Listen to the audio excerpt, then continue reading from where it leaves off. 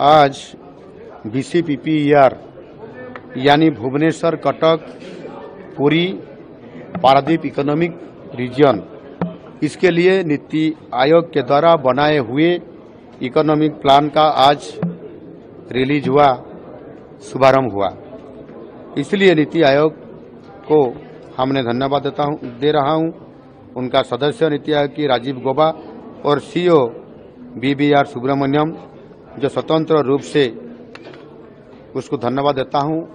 वो बजट, केंद्र बजट का उपस्थापना होते हुए बाद ही पहली बार उड़ीसा आए और इसी इकोनॉमिक प्लान को और शुभारंभ किए। उड़ीसा में हमने जो प्लान किए थे, इसी प्लान को निश्चित रूप से आगे बढ़ने के लिए तुरंत ही वो काम शुरू कर दिए। समृद्ध उड़ीसा बनाने के लिए नीति आयोग की वो योजना निश्चित रूप से बहुत बड़ा सहयोग हमको मिलने वाला है।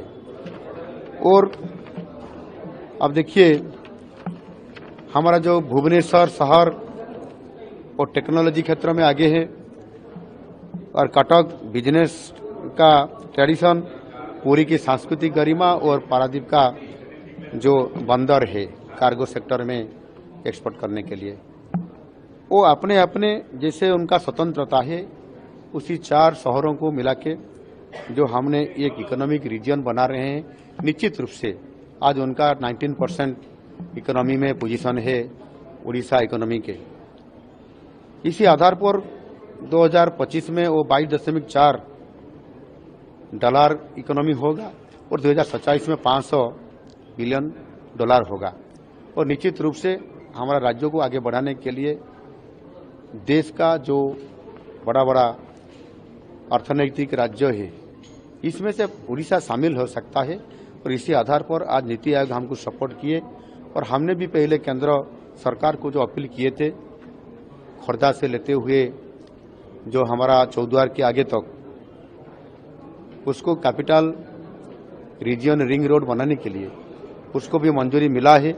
इसी आधार पर एक ग्रेटर भुवनेश्वर बनाने के लिए भी जैसे 6 लेन का आपका 8,000 करोड़ से ज़्यादा मंजूरी मिली है। इसी आधार पर उनका एक्सपेंशन भी हो रहा है।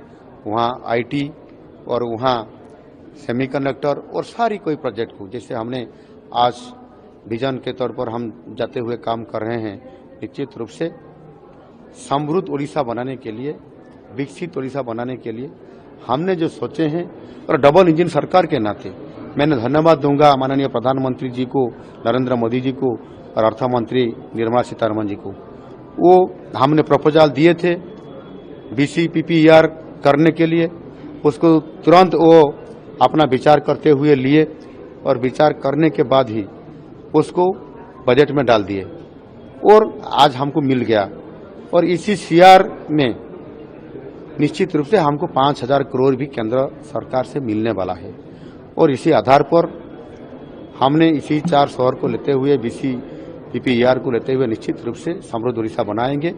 और इसी BCPPER ही 2047 में निश्चित रूप से $500 बिलियन का इकोनॉमी बन सकता है, बनेगा भी, और निश्चित रूप से उड़ीसा इकोनॉमी को आगे ले सकता है। निश्चित रूप से हम बातचीत कर रहे हैं, निश्चित रूप से उसको हम कैसे पता करके हमारा प्रशासन और लिंक करते हुए हमने उसको उद्धार करेंगे।